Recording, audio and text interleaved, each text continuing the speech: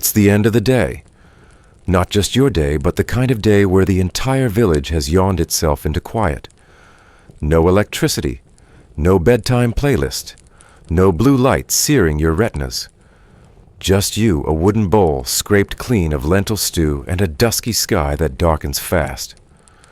That's the moment you realize something odd by modern standards. The sunset is telling you it's time to sleep. Not politely suggesting, declaring it. Because in medieval times, your sleep schedule wasn't your own. It belonged to the sun. Now, while the idea of life dictated by natural rhythms might sound wonderfully serene, let's be frank. Actually swapping your comfy bed for a medieval straw pallet, possibly shared with a few extra critters, would probably test your love for history pretty quickly. You'd likely miss indoor plumbing even more than your favorite streaming service. So, as we settle into this historical quiet, if these gentle explorations of the past help you unwind a little tap on that like or subscribe button is always deeply appreciated, but only if this is your kind of cozy, of course. And do let me know in the comments where you're listening from tonight. It's always fascinating to imagine our sleepy history circle stretching across the globe. All right then, let the candlelight of your imagination flicker. We're stepping back. Before alarm clocks chirped and smartphones dictated your every move, sleep came when the light went away, and that wasn't up for debate. Time was measured in church bells and shadows, not minutes. If you lived in a rural village, and most people did, the end of the day meant actual tangible darkness. No street lamps, no glowing windows, no just one more episode. Once the sun dropped behind the horizon, you were essentially navigating by candlelight or stumbling into furniture. That alone encouraged everyone to settle in earlier than we do now. Nightfall wasn't just a mood. It was your medieval bedtime notification, whether you were tired or not. You'd start to feel it when the work slowed. No more smithing or weaving or threshing. Dinner was usually early before the last light faded, and it wasn't exactly a multi-course affair. You'd eat bread, maybe something stewed if you were lucky, and share it with your household, which could include not just family, but workers, servants, or boarders. Then came prayers or short conversation, maybe a story passed down about saints or storms, and finally, the creeping silence. That hush wasn't peaceful in the way we might imagine it was practical. People stopped making noise because they couldn't see what they were doing. The fire would dim, not necessarily die, but coals glowed red more than they flamed, and it wasn't worth burning through wood just to stay awake. Candlelight was expensive, and the average family didn't have drawers of beeswax tapers just lying around. Most used rushlights or bits of fat-drenched string. You didn't waste that on nighttime doodling. That stuff was saved for things that needed doing. Watches, births, illnesses, or whatever calamity might creep into a household uninvited, and so you'd begin to fold into sleep. Not by choice, really, but because there wasn't much else to do. There were no clocks on the wall or alerts on your phone, only your internal rhythm and the sun. Historians refer to this state as natural sleep, often tied to circadian rhythm, a concept modern life has largely thrown under the wagon wheel. But in the medieval world, your body and the environment were locked in sync. When it was dark, your melatonin levels rose. When the sun came up, your body stirred. It was that simple. Except it wasn't always simple. Seasons changed everything. In summer, when the days were long, people might stay active later into the evening, especially if they lived in more populated areas, like towns or monasteries with bells and routine. But in winter, you might find yourself getting sleepy by late afternoon, with the darkness creeping in before supper. Some accounts suggest people went to bed as early as 6 in the evening during the colder months, because why not? The chickens weren't doing anything interesting, and there was no such thing as late-night productivity. This is where one of our first real historical facts comes in. Groundbreaking research by historian A. Roger Ekirch notably detailed in his influential 2005 work, At Day's Close Night in Times Past. Uncovered dozens of references in medieval diaries, court records, and letters to something called first sleep and second sleep. This wasn't poetic phrasing. People literally described waking up in the middle of the night between two distinct phases of rest. And what determined that rhythm? You guessed it, the timing of sunset. The darker the world got, the earlier people settled into that first sleep, which we'll explore more in the next section. But before we leave this twilight scene, let's take a moment to imagine what it really felt like. You roll into a bed if you're lucky, or a mat of straw tucked into a corner. Maybe a wooden bunk or a wide bench beside the hearth, if your home is smaller or shared with others. Your body relaxes, slowly worn down from physical labor, hauling firewood, grinding grain, kneading dough. There's no ergonomic mattress here. Just you and some lumpy padding stuffed with whatever material your family could afford, hay feathers, rags. And the air, it's cold, even indoors. That's why you're huddled under layers of wool, maybe even with a sibling or two tucked in beside you. Outside, the sounds of the village wind down. A dog barks once. Somewhere in the distance, an ox coughs in its sleep. The fire pops faintly. Inside, the silence grows deep, not out of serenity, but necessity. Talking too long wastes light and invites mice. There are no soft podcasts, no ambient forest loops playing from a speaker. If you're lucky, someone murmured a prayer aloud before drifting off. Something to protect against spirits or bad dreams. And if I die before I wake, they might say and mean it. Here comes your first quirky tidbit. Some people feared that going to bed too late or ignoring that natural rhythm invited demons or sickness. That's right. They believed the night had its own rules. And one of them was this: if you stayed awake too long after sundown, you left your soul vulnerable to danger. Not everyone believed it, of course, but enough did to create bedtime superstitions, like avoiding mirrors or whispering charms before extinguishing the flame. There's even open scholarly debate about how universal this sleep pattern was. While some records show people across Europe following this rhythm, others suggest the practice varied widely, depending on wealth region and religious life. Urban households with servants or extended kin may have resisted this strict sun, equal sleep structure staying active a bit longer. But the further you got from city lights, the more convincing the darkness became. So there you are, tucked in early, not because you chose to, but because darkness did. No bedtime shows, no scrolling through strange news or comparing your life to someone's heavily filtered wedding photos. Just sleep arriving as the most logical option left when the world shut its eyes. And maybe you'll wake in a few hours for something peculiar your second shift of the night. But for now, the fire has dimmed. Your breathing slows, and the silence begins to settle like frost on the shutters.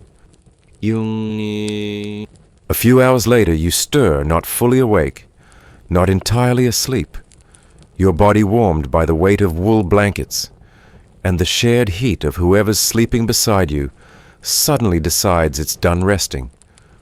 But the night isn't over, not even close.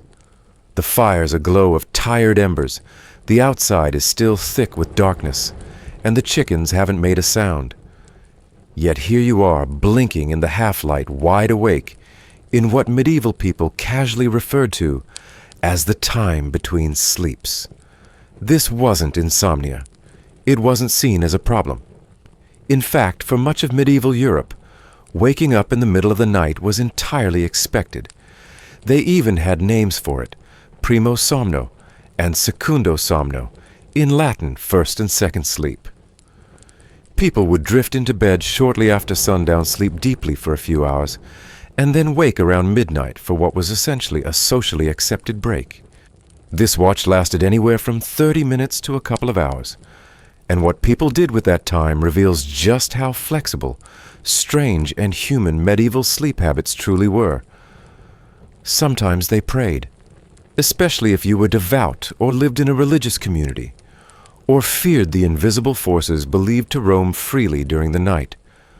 Monks had structured routines that called them to midnight prayer, and for the layperson this wakeful interval was a chance to whisper personal prayers or read religious texts by flickering rushlight. But not all midnight activity was solemn. For many it was a time of quiet conversation, soft voices in dark rooms discussing dreams plans, or even gossip while trying not to wake the snorer in the corner. And yes, people ate. The midnight snack wasn't invented by modern college students. If your belly rumbled from a meager supper, you might reach for a bit of bread or cheese. In some households, mothers would nurse infants during this break, gently rocking them back to sleep. Couples might take the opportunity to be physically close.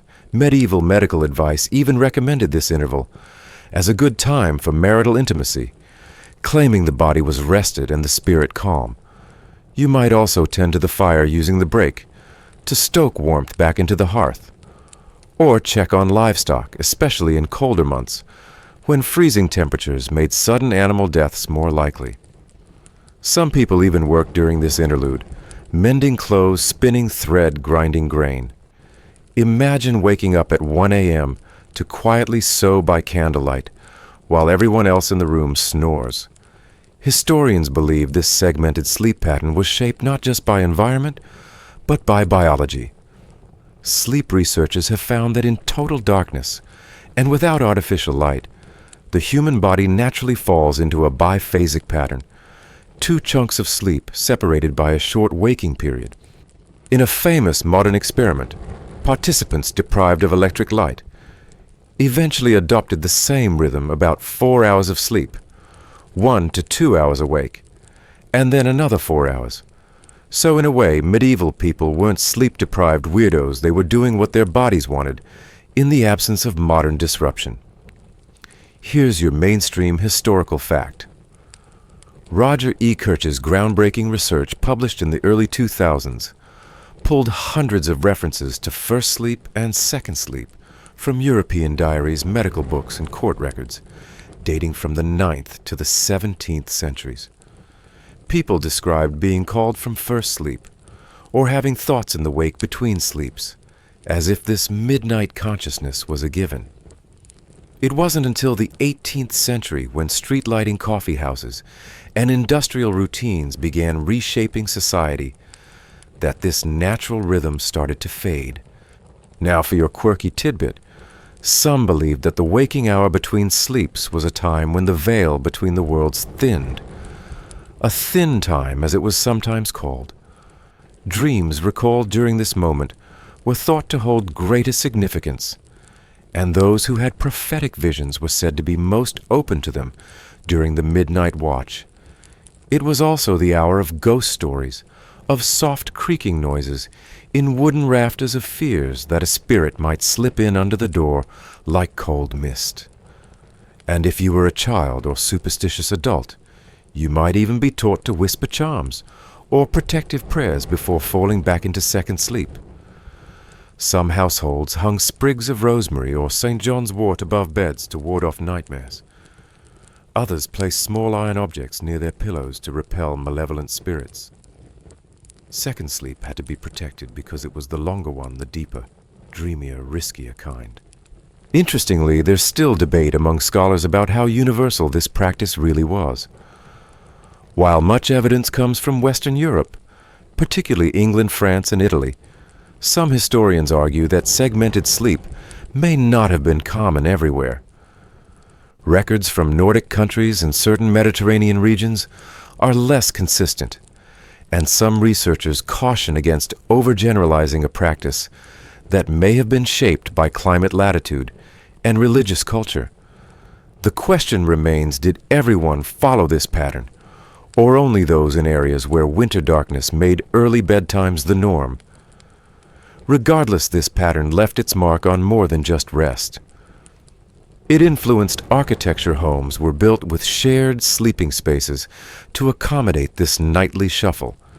It shaped work habits, early morning markets, and prayer bells assumed people were already half awake. And it lingers faintly in language older phrases like the dead of night, or middle watch refer to this strange, dreamy hour between rest. So here you are, sitting in your wool nightshirt, legs curled beneath you, nibbling on leftover oatcake and staring at a dying candle. Maybe you're listening to the distant call of an owl. Maybe someone beside you mutters in their sleep. Maybe your own thoughts are circling a worry about next year's harvest, or the strange dream you just had about falling into a well lined with ivy. You wouldn't write that down, of course. Paper is expensive. But you remember it as people did, letting it settle into the quiet before second sleep takes hold. Eventually, your body pulls you back. Your eyes grow heavy. The embers have dulled to a soft red. You shift beneath the blankets again, press your face against rough linen, and let second sleep claim you. It will last longer this time, richer with dreams unbothered by the duties of dawn. This time you won't wake until the first rooster stirs. You're curled up mid-second sleep, drifting through some dream that feels half real when you sense movement. Not loud, just a quiet rustle, a shift of weight, the unmistakable creak of wooden boards. A moment later, there's a warm body next to you, or rather partially on top of you. Maybe a shoulder against yours. Maybe someone's knee awkwardly bumping your thigh. You groan just slightly, but you don't say anything, because you don't own this bed. Not really. In medieval life, the idea of a bed being yours and yours alone was a foreign concept to most people. Beds were communal, shared, negotiated spaces, and sleep was rarely a private affair, especially if you were traveling. Let's say you've wandered into a medieval inn sometime after sunset, hoping for food and rest. There's no concierge, no room with a view. There might not even be a room. If you're lucky, the innkeeper points to a shared sleeping area above the main room, maybe a drafty loft or a narrow sleeping gallery. But don't expect to find a bed waiting just for you. What you'll find is a mattress-like object, more or less the size of a dining table, already half occupied by other travelers. Some snoring, some mumbling. One fellow who looks vaguely damp.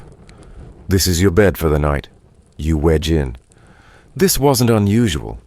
In fact, throughout much of the Middle Ages, shared sleeping was the norm, especially in communal lodgings like inns, guest houses, monasteries, and even private homes offering hospitality. The concept of sleeping with strangers was so widely accepted that it's referenced in everything from court records to personal letters. And it didn't stop at inns. Servants often slept in the same room or even the same bed as their employers, apprentices and masters, wet nurses and noble children, soldiers and fellow fighters. The boundary between my space and your space didn't exist the way it does today. You might think that sounds inconvenient. And sure, by modern standards, it's deeply uncomfortable. But it was practical. Shared beds were warmer. Firewood was expensive, and insulation was poor. Having another body beside you, even a stranger's, meant shared heat through the long, cold night. In fact, in colder regions, it was considered dangerous to sleep entirely alone.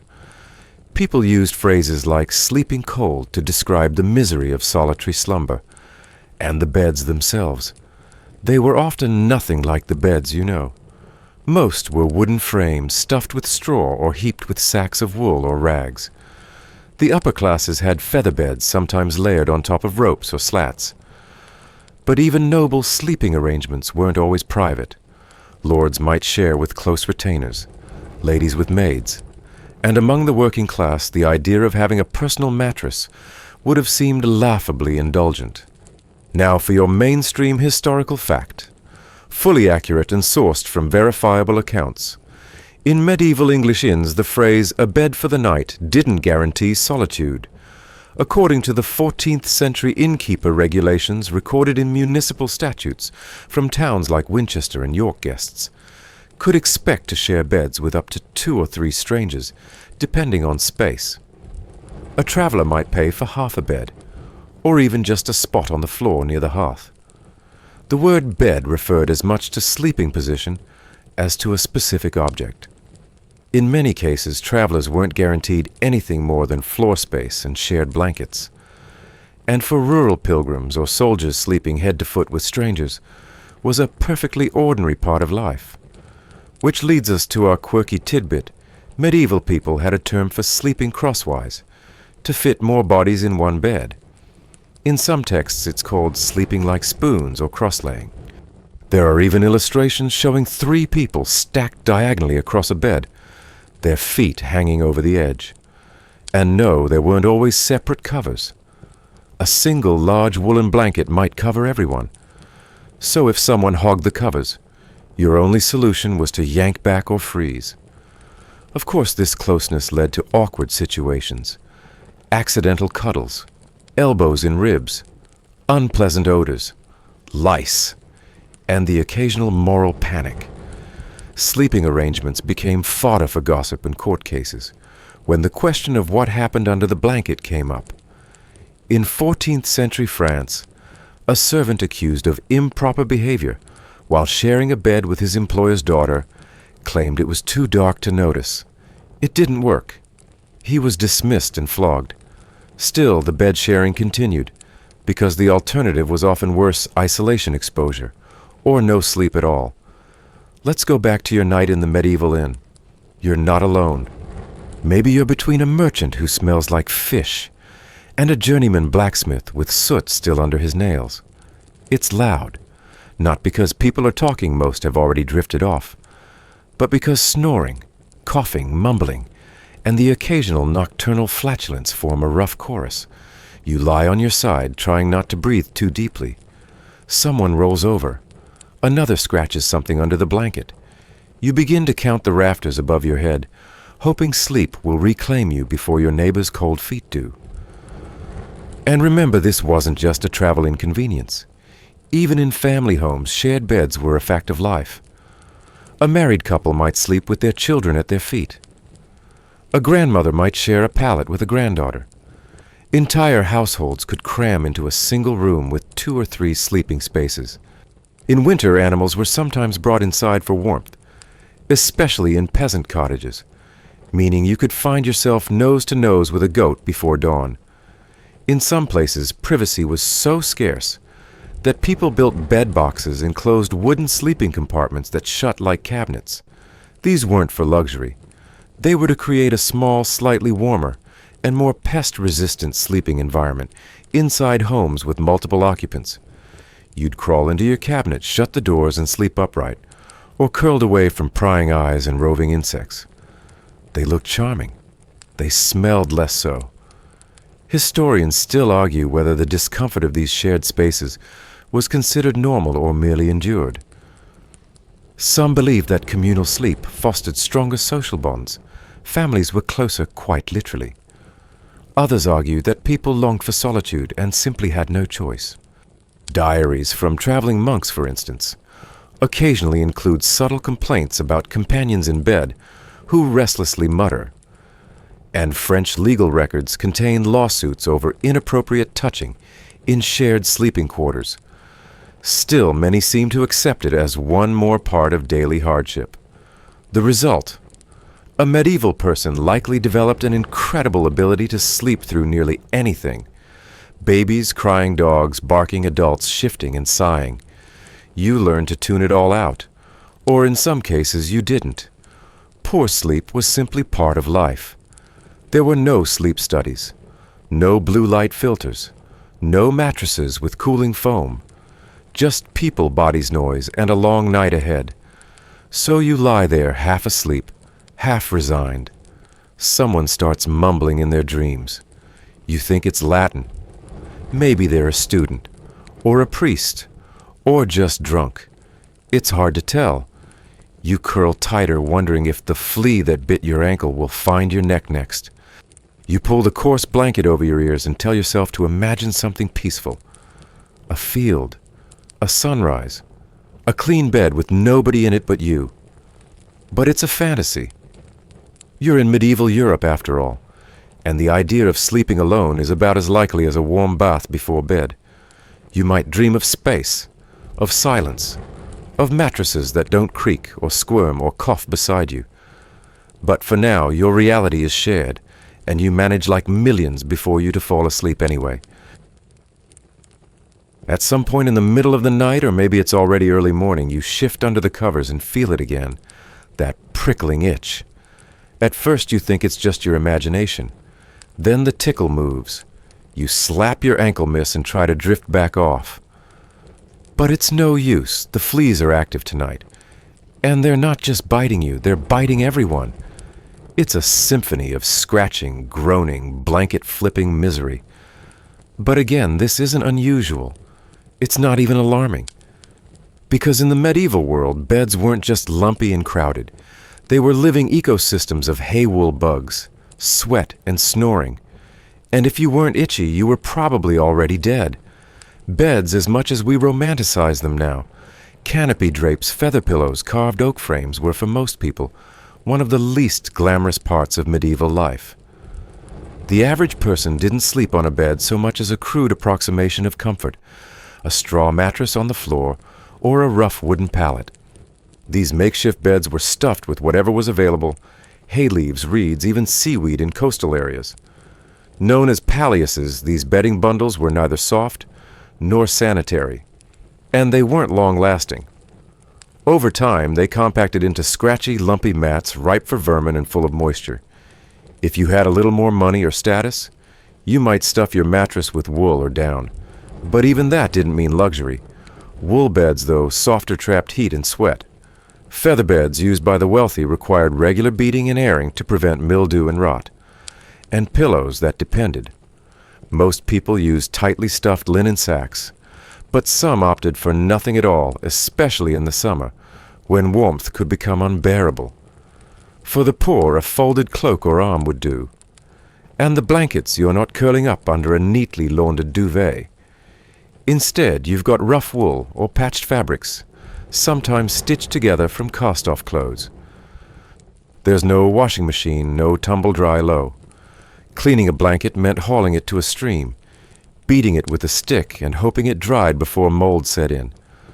Most families didn't wash bedding often, not because they were lazy, but because water was heavy. Soap was expensive and labor was constant. Enter the fleas, and the lice, and the bed bugs. These weren't occasional nuisances. They were constants. You'd wake with tiny red bites or scratch at your scalp until it bled. Entire households might be infested, and getting rid of the problem wasn't simple. Boiling water helped, but it was rarely available in large enough quantities. Sunlight was good, but winter limited exposure. Some tried herbal remedies, lavender, wormwood, tansy, but these were more for masking the smell than solving the issue. In fact, one of the most common cleaning methods for a bed was simply letting it air out during the day, by propping it upright and shaking it vigorously. Imagine waking up and having to beat your own mattress like a dusty rug, just to make it bearable the next night. Here's your mainstream historical fact, pulled from period documents and material records. Archaeological digs of medieval homes in London, York and Paris have uncovered fragments of straw bedding infested with flea and lice remains. In the 13th century, medical texts like the Trotula advised women to sprinkle crushed herbs or even powdered sulfur into bedding to repel insects. And monastic rules from Cluny Abbey included instructions for novices to air their mattresses weekly to reduce infestations. That wasn't about comfort. It was about basic survival. Now for your quirky tidbit. In some regions, snoring was so ubiquitous that it became a kind of punchline in literature. A 12th century French poem features a character mocked for his snort like a war trumpet. And English ballads sometimes describe heroes as sleeping with such force that the rafters tremble. People even describe their neighbors' snoring in court records as evidence of restless sleep in property disputes. Yes, you could be cited for snoring too loudly through a shared wall. You might be thinking, why didn't people just use better materials? Well, for one, they didn't have access to the synthetic fabrics or insulation we rely on today. And even among the wealthy, beds were not immune to pests or discomfort. Court records from the 15th century describe noblewomen complaining of bites despite sleeping on feather mattresses. The difference was often decorative tapestries, embroidered canopies, silk sheets, but underneath still full of bugs' body heat and human noise. So imagine it again. You're lying there. You've accepted the crowding. You've managed to sleep beside a stranger who coughs like a blacksmith's bellows. But now the itching starts. Then the snoring. One bedmate shifts so violently that the whole bed creaks. Another mutters in his sleep, probably dreaming about tax collectors or turnips. And just when you start to relax, a sudden whistle-like snort breaks the silence and startles you back into full awareness. The room is a barn of breath and rustling. Historians still argue whether people were more tolerant of these conditions than we are today. Some suggest medieval folks were simply hardened by necessity.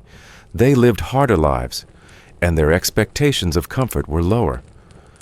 Others argue that this constant discomfort contributed to chronic fatigue, short tempers, and even social tensions. After all, if you haven't slept well in a month, and you're covered in flea bites, you might not feel particularly charitable to your neighbor or to your lord. There are reports of people lashing out in sleep. A 14th century London court case describes a traveler who struck his bedmate in the face after being kicked repeatedly during the night. The accused claimed he thought he was dreaming of wrestling devils. The court fined him a shilling, but didn't seem especially surprised. Beds were chaotic spaces, and the emotional toll of sleeplessness was real. Chronic poor sleep could even be interpreted as divine punishment or a sign of sin. Which brings us to the firelight. Many medieval beds were placed near the hearth, not for ambiance, but because fire was the only consistent source of heat. A bed close to the coals meant fewer frozen toes. But it also meant smoke inhalation burns and a higher risk of your bedding catching fire. Some households kept a bed curtain or wooden screen near the fire to reduce drafts, but in tight spaces this wasn't always possible. And if you were a guest in someone else's home, you didn't get the warm spot. You got the edge of the room near the door where the wind seeped in like a thief. By now you've probably tossed the blanket off your shoulders twice rolled to avoid a lump of straw poking your spine, and tried in vain to rub the flea bites on your shins. Sleep comes in waves, not peace. When you do dream, it's brief and twitchy. A chicken outside squawks in its sleep. Someone coughs and then it's silent again. But even in all this discomfort, there's something strangely communal. You're not suffering alone. Everyone in the room is dealing with the same blankets, the same fleas, the same parade of nasal sirens. In the morning, you'll exchange tired glances and maybe laugh about it, or maybe not. But for now, this is sleep. Real itchy, tangled sleep in the heart of the medieval night. And somehow you drift off again. You wake with a jolt, someone's elbow is in your ribs. Not a gentle nudge, but a full jab, the kind that says, move over without using words. And honestly, they're not wrong. You've somehow claimed more than your fair share of the straw-stuffed pallet. And there's a child on your other side, whispering nonsense in his sleep, flinging his arm across your chest, like you're some kind of medieval teddy bear. Welcome to the reality of personal space in the Middle Ages. It didn't exist. Not at night, not in bed, not anywhere. In a world where bodies equaled warmth, and warmth equaled survival, sleep was less of an individual experience, and more of a group activity whether you liked it or not. To understand just how tight things could get, picture a one-room home, the kind that most peasants in 12th century England or France lived in. It has a low ceiling, a dirt floor, a hearth in the middle, and no internal walls. Your entire family lives here. Parents, children, maybe a grandparent or two, and possibly a cousin, or a boarder, or a servant, or in some cases even the animals. That's not poetic exaggeration. Many families brought their goats, pigs, or chickens inside overnight. Why? Because livestock was expensive, vulnerable to theft, and a surprisingly decent source of body heat. Beds in these homes were usually just pallets on the floor, or wooden planks covered in straw and cloth. And they weren't assigned like bunks at summer camp. People piled in as needed. The youngest children often nestled between parents, partly for safety, partly for convenience. Older children claimed the edges, and servants or extended kin took whatever space remained. Sleeping with multiple people in a single bed or on a single mat wasn't awkward. It was expected. Even in larger households with more than one room, sleeping arrangements weren't necessarily private. Wealthier homes might have separate bedchambers, but these were usually reserved for heads of household. Servants' guests and even adult sons often slept wherever there was room. That might mean on benches in the great hall, or curled up beside the kitchen hearth. The concept of each person having a bedroom wouldn't become common until centuries later, and even then only among the wealthy. Here's your mainstream historical fact, documented in legal records and household inventories. In 14th century England, the average peasant household consisted of a single-room structure housing 6 to 10 individuals. Detailed inventories from manorial rolls such as those preserved in the records of Warham Percy. A medieval village in Yorkshire showed that entire families shared 1 or 2 sleeping pallets with no reference to separate beds for children or servants. Even among merchant families in towns, apprentices often shared sleeping quarters and beds with each other or with senior members of the household. So imagine this. It's winter. The wind howls outside and your home has no insulation. You're not trying to spread out. You're trying to compress to squeeze in as tightly as possible beneath a scratchy wool blanket that smells like onions and sheep. A toddler wriggles near your feet. Your father snores beside you. And your grandmother mumbles her prayers in the dark, half asleep but still vigilant against dreams she believes are sent by demons. This brings us to our quirky tidbit chickens. Yes, chickens often joined the family in bed or at least in the same room. They were valuable animals, and if you wanted fresh eggs come morning, you didn't risk leaving them in an unsecured coop. So sometimes you'd tuck them under a basket near the fire. And other times they'd wander onto the bedding, pecking at crumbs or simply curling up for warmth. There are even accounts in rural Scottish households of pigs and children competing for the warmest sleeping spot closest to the hearth. And it wasn't just animals you had to share space with. Odors were part of the equation too. Hygiene standards were different, less because people didn't care, and more because bathing required serious effort. Water had to be fetched, heated, and rationed. Soap was costly. A full bath was rare, so the people sleeping beside you, they weren't clean. Neither were you. Everyone smelled like smoke earth wool in whatever task they'd done that day. If someone had been treading dung in the fields or rendering tallow, that scent followed them under the blanket. You might ask, didn't people crave space? Surely someone complained. That's where things get complicated. Historians still argue whether medieval people actively preferred close sleeping or simply tolerated it.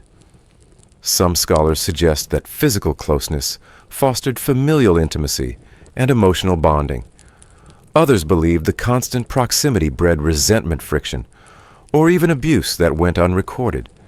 Diaries and church confessions hint at both sides: warmth, comfort, and companionship, alongside tales of stifling closeness, unwanted contact, and whispered arguments in the night. What's certain is this privacy was not assumed. Even in noble homes, bedchambers were often busy places.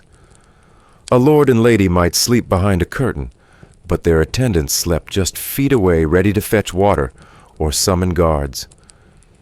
In castles, guards rotated shifts outside sleeping quarters, and younger pages might sleep at the foot of their master's bed. Privacy wasn't just inconvenient, it was suspicious. If you wanted to be alone, people wondered why. So let's return to your bed. It's barely dawn. The coals in the hearth are gray and hissing. Someone beside you shifts and farts quietly. You can feel the cold pressing in around the edges of the blanket, seeping through the gaps where legs no longer touch. Your youngest sibling kicks in their sleep. The goat, sensing movement, lets out a low bleat from the corner. You pull the covers tighter and try to claim a few more minutes of rest. This is medieval sleep, full of noise, elbows, heat, and a closeness that would make modern sleepers clutch their noise machines and blackout curtains in horror. But in a way, it's more human. You sleep not alone, not isolated, but connected. Every breath, snore, and twitch is part of a collective rhythm, the breathing of a home, the heartbeat of a household. There's no door to shut, no hallway to escape down, just a mat, a blanket, and whoever fate or family has bundled next to you for the night. You'll rise with them, work beside them, and collapse again in the same bundle of arms and dreams. And maybe, if you're lucky, without a chicken, pecking your toes before sunrise. Pin. Your breath fogs slightly as you stir under the blanket. The fire has long since reduced itself to ash, the faint orange glow now gone. Cold air has crept in during the final hours of your second sleep, slipping through gaps in the wooden walls, seeping under the doors, and licking your ears and fingertips with icy indifference. You instinctively tug your wool blanket higher, but the chill has already claimed its victory. And that's when you feel it, the scratchy edge of cloth snug around your scalp. You're still wearing your hat, your nightcap to be precise. Not a fashion statement, not a quaint literary flourish, but a necessity. Because in the medieval world, if you wanted to keep your ears from freezing off in your sleep, you didn't wear pajamas, you wore a hat to bed. Nightcaps, like many things in the Middle Ages, were practical, first symbolic, second.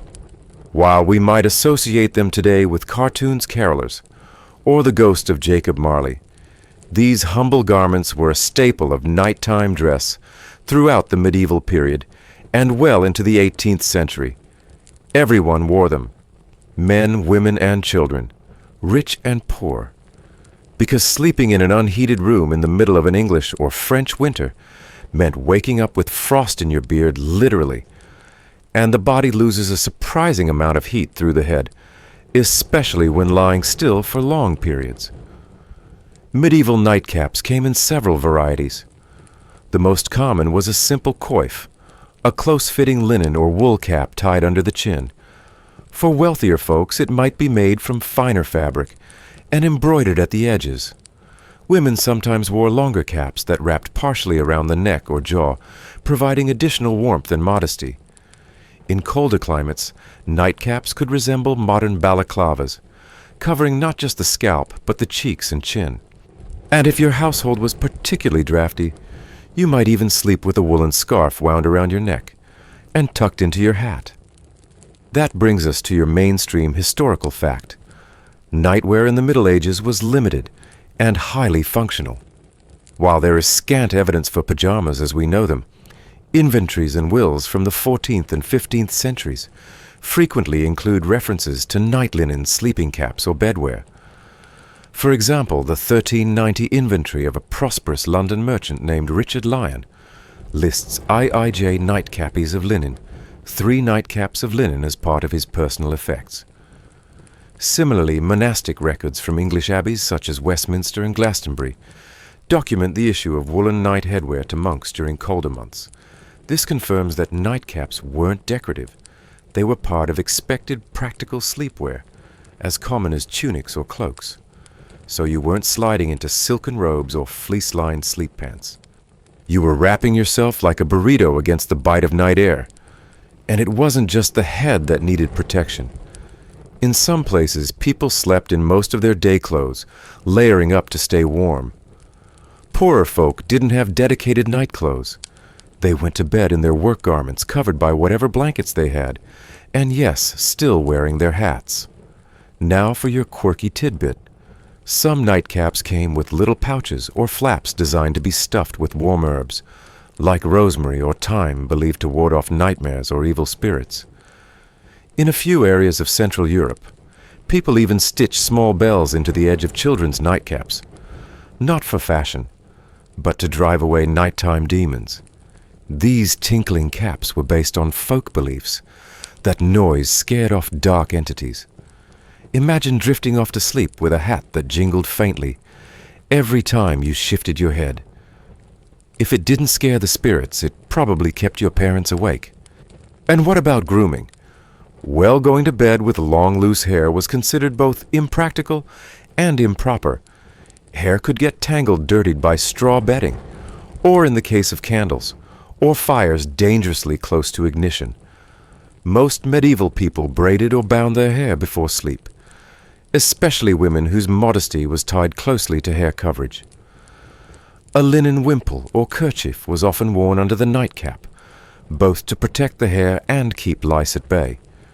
Historians still argue whether the prevalence of sleeping caps was more tied to warmth superstition or modesty.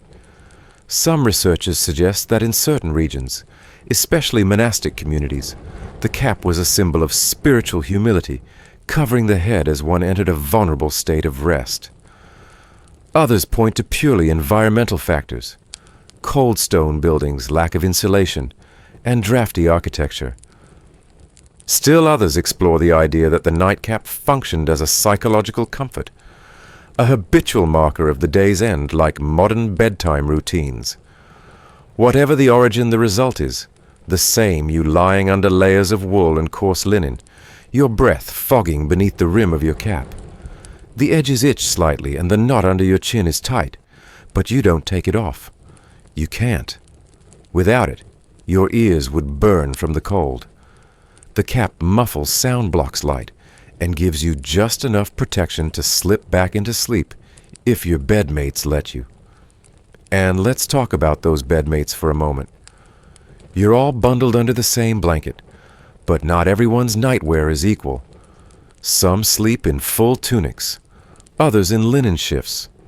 A child sleeps beside you wrapped in nothing but an old cloak, their cheeks pink with cold. The father across the room is still in his work clothes, wool hose, and a patched-over jerkin. Everyone has a hat. Even the grandmother near the hearth has hers tied under her chin, wisps of white hair escaping like smoke from the sides. Now imagine the morning. The fire is stoked again, light begins to filter in through the wooden slats, or tiny oiled parchment window. You sit up cap-still on shoulders hunched against the air. Before anything else, before breakfast, before animals, before work, you unwrap the layers.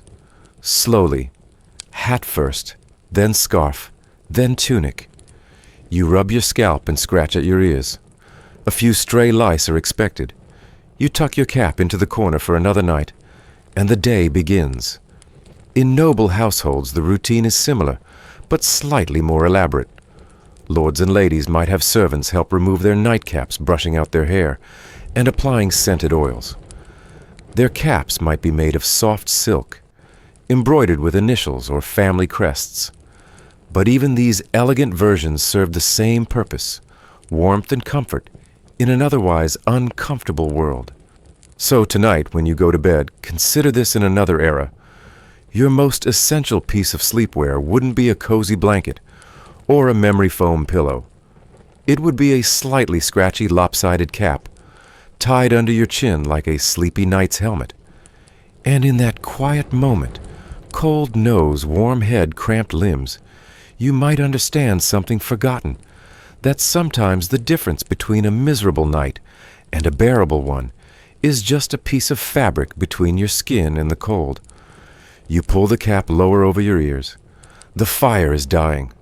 The room is quiet, and sleep returns not warm exactly, but wrapped in wool tradition, and the tickling whisper of linen against your cheek.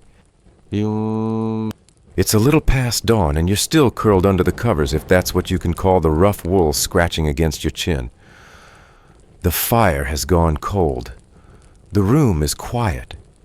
Then it hits you a deep stillness, the kind that makes you glance sideways to make sure the others are breathing. One body doesn't stir, not at your touch, not at the rooster's crow.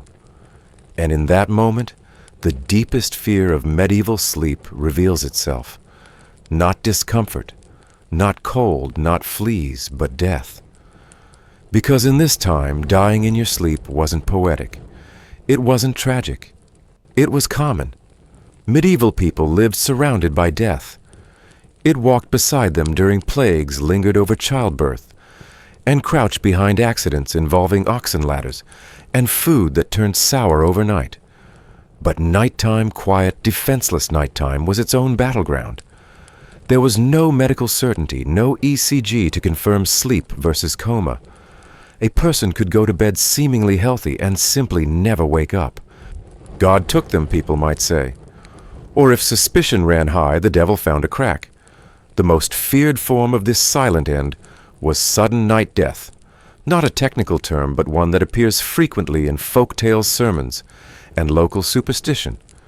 And while we now understand that conditions like heart attacks, strokes, aneurysms, and respiratory failure could cause such deaths, medieval people saw them as divine judgment, demonic attack, or even witchcraft. And sometimes just as a matter of course. Death came when it pleased. This fear wasn't confined to whispers. It shaped rituals and routines. People often said bedtime prayers that included explicit pleas to survive the night. That familiar line, "If I should die before I wake," comes from a long tradition of nighttime invocations, designed to protect the soul as it traveled through the vulnerable landscape of dreams. Sleep, after all, was considered a form of temporary death. Your soul might wander. It might get lost. And if it didn't return by dawn, well, that brings us to your mainstream historical fact, drawn from extensive primary documentation. By the 13th century, it was customary in many Christian households to recite prayers before sleep, invoking protection from sudden death. One of the most widespread was a short prayer to the Virgin Mary, found in books of hours and family devotionals across Europe. Benedicta sit sancta Trinitas, libera me in nocte a morte improvisa. Blessed be the Holy Trinity, deliver me in the night from sudden death. The Ars Moriendi, a popular 15th century text about how to die well, includes entire sections on preparing the soul during sleep, and making one's bed into a kind of spiritual practice, part mattress, part deathbed. So night after night, people wrapped themselves in wool and ritual. They crossed themselves before lying down. Some slept with rosary beads. Others tucked small relics under their pillows. Holy water was sometimes sprinkled on the bedstead, and not just for show. It was a real fear that something could snatch your breath in the dark. Now for your quirky tidbit. Some people took things a step further and slept in their burial clothes. Yes, really. In poorer households where fabric was precious, a person might only have one good outfit, usually made of undyed wool or coarse linen, which doubled as both church attire and eventual burial garb. To protect it from rats or rot, they stored it with care. But for some, especially the elderly, it became their designated sleepwear in later life. Ready for heaven, one 14th century grandmother in Norfolk was said to remark each night as she lay down in her funeral shift. Even beds themselves played into this quiet preparation. A well-made bed in the medieval world was not just a place to sleep, but a place to die. People passed in their own beds, surrounded by family sometimes, anointing oil, sometimes a priest. Children grew up witnessing death not in sterile hospitals, but under the same thatched roof they were born under. So going to bed each night wasn't just rest, it was surrender, a gamble, a prayerful closing of the eyes. Historians still argue how much of this fear was truly internalized versus ritualized out of habit. Some suggest that while sudden death remained a possibility, most people didn't dwell on it nightly, just as many of us don't obsess over every plane we board. Others argue that sleep-related death was embedded so deeply in collective consciousness that it subtly shaped the very architecture of homes. Beds placed near icons, candles kept lit overnight, thresholds salted or blessed. Then there were the supernatural threats, not just demons or witches, but more abstract dangers, like the mare, a spirit said to ride a sleeper's chest, causing terrifying dreams and even suffocation. You know the term nightmare, that's where it comes from. In parts of Scandinavia and Germany, sleepers would place iron scissors under the pillow or tie garlic at the window to keep the mare at bay. And if someone did die in their sleep, some communities performed post-mortem rites to ensure their spirit wouldn't linger or rise again. Of course, not all deaths in sleep were sudden or mysterious. Illnesses like tuberculosis, pneumonia, or typhus often wore a person down gradually. The final sleep wasn't unexpected, just unwitnessed. But without modern diagnostics, it was hard to know whether a person was resting or fading. Families watched, waited, counted breaths, and when they were gone, the bed became sacred. The linens washed, the wood scrubbed, the room quiet. Back in your own sleep space, the knowledge of this risk doesn't keep you awake. It's just part of life. You pray. You curl up. You try not to think about how cold your fingers are, or how close the fire is to going out. Somewhere nearby, an old man coughs a deep, wet sound. Someone murmurs a final word in Latin, half asleep. A child rolls over, muttering gibberish, and still you sleep, wrapped in wool, bound in routine, surrendering not just to rest, but to the possibility that this might be your last sleep. Or not. No one knows. That's part of the mystery. The bed is both your refuge and your battleground. And in the stillness, all you can do is close your eyes, tug the covers tighter, and drift into the ancient unknown, hoping the sun finds you again. Boom. Somewhere in the middle of the night between your second sleep and the rooster's call, you stir. Not because of a dream, or the scratch of fleas, or the elbow of a neighbor this time, but because something moved outside. A creak of wood, a breath of wind, or maybe it was just the door. You'll never know, because by the time you open your eyes, it's quiet again. And that's the strange comfort of the medieval night. Though it could be loud and crowded and chaotic, there was always someone or something awake, watching, listening, guarding the stillness while others slept. These were the night watchers, a loose but essential category of people who stayed awake so others could sleep. Not a formal police force, and not exactly a volunteer fire brigade, though bits and pieces of both. They were the men, and sometimes women, whose job it was to stay alert through the dark in homes in towns, and even in monasteries.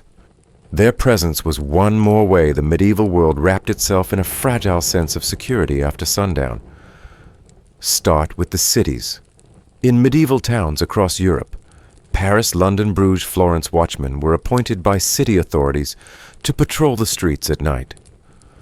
Often armed with nothing more than a stick and a lantern, these men kept an eye out for fires, thieves, drunks, and anything that might disturb the uneasy peace of nighttime urban life. Some were professional guards, others drawn from the local population, and required to serve as part of their civic duty. And they didn't just patrol. They announced the hours, sometimes calling out all's well, or marking the passage of time with a bell or horn. Here's your mainstream historical fact, grounded in municipal records and confirmed by historians of urban life. In 1285, King Edward I of England issued the Statute of Winchester, requiring towns to appoint watchmen who would patrol the streets from dusk till dawn. These night watches were to challenge suspicious persons and report fires or disturbances. The statute also required householders to keep weapons at the ready in case the watch called for help.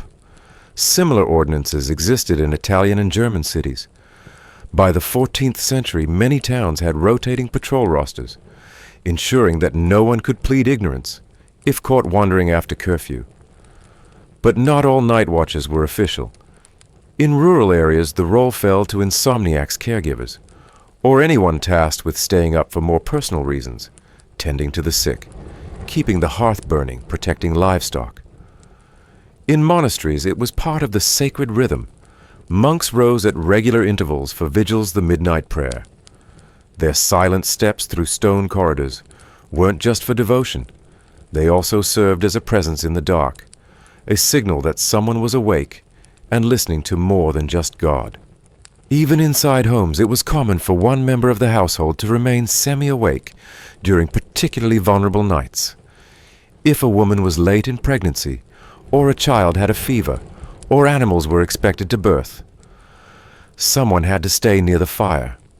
They'd mend clothes, whisper prayers, stir ashes. In noble households, a retainer might sit at the foot of the bed through the night, ready to respond if summoned. In castles, guards took shifts along ramparts, not just to repel invaders, but to spot smoke, strange lights or signs of unrest below. And now for your quirky tidbit.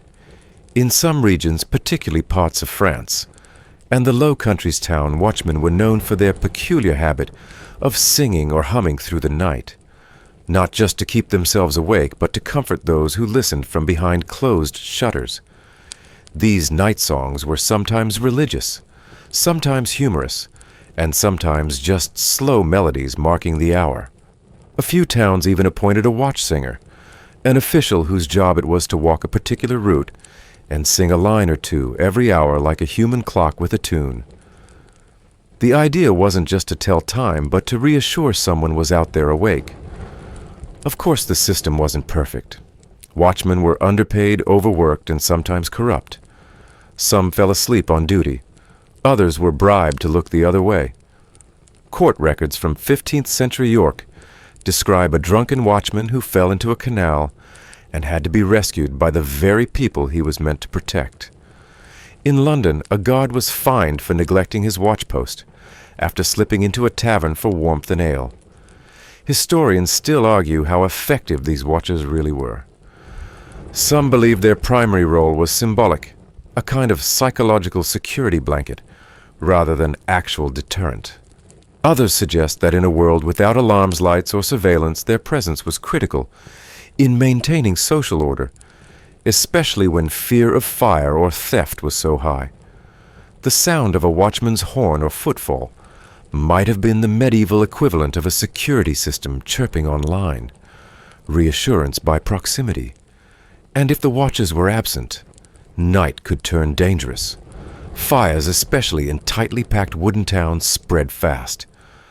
The 1212 Great Fire of London destroyed much of the city, and subsequent ordinances heavily emphasized the importance of vigilant night patrols. The fear of night walkers also loomed large vagrants robbers, or even supernatural threats that only showed themselves when the town slept.